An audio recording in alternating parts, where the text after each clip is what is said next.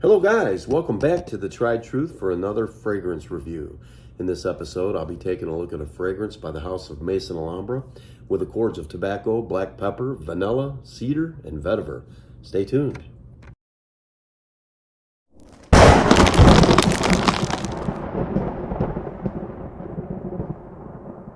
Okay guys, so I've kept you in suspense. So today's fragrance review is Hercules by Maison Alhambra. This is the box. This is the fingerprint magnet. Hercules is a woody, spicy fragrance. And the accords of Hercules are tobacco, vanilla, sweet, earthy, incense, fruity, warm, spicy, cinnamon, powdery, musky, amber, and balsamic. The notes opens with cinnamon, black pepper. In the mid, you get tobacco leaf, incense, osmanthus, labdanum. And in the base, vanilla, iso-e super, cedar, musk, cypriol oil, and vetiver. Fragrance for colder weather. However, I would also say, in mild weather, I think it would be a rock star as well. Very nice bottle, though. I think the presentation is okay. I can tell they're trying to copy Herod, but I don't care about that. For the price of this and the price of that, this is still a great fragrance. Not bad. Nah, whatever. Okay. Overall, like I said, a really good tobacco. I would call it a tobacco scent with hints of vanilla, things like that. We'll go over all that. But what I get from the fragrance, spices, woods, sweetened with vanilla. You know, that's kind of what you get from it. A warm profile. It's a creamy, smooth vanilla. Spicy cinnamon and black pepper combo, kind of in the vein of Man in Black, Bulgari. Not as robust as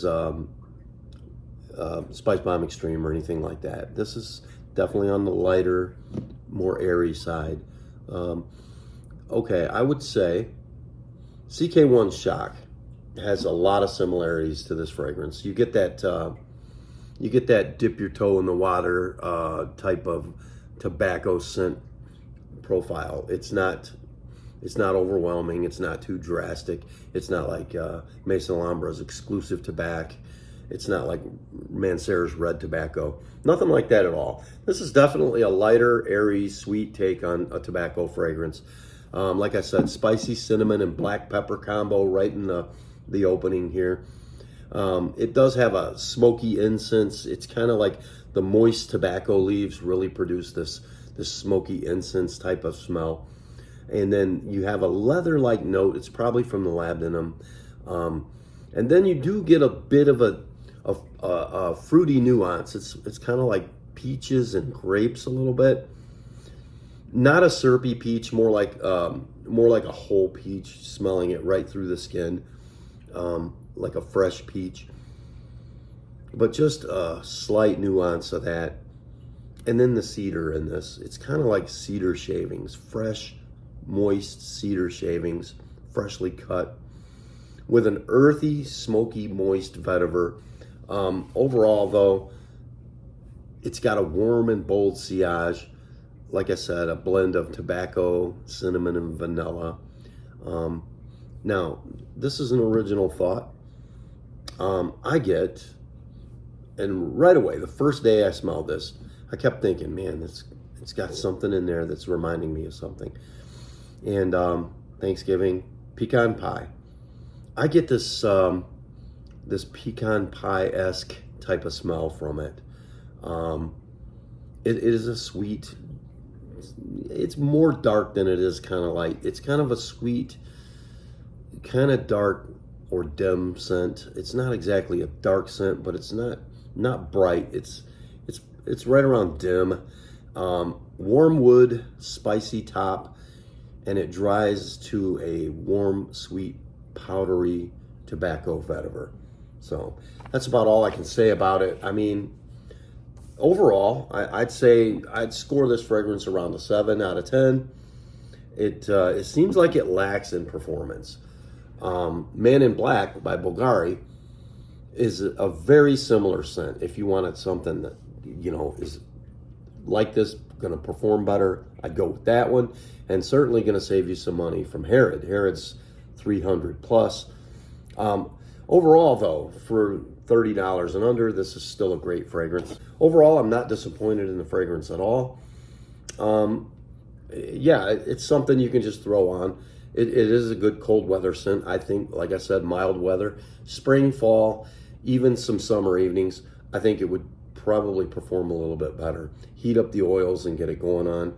It is an EDP concentration. However, I feel that this one performs more like an EDT. It is light and airy. There's not much heaviness going on here.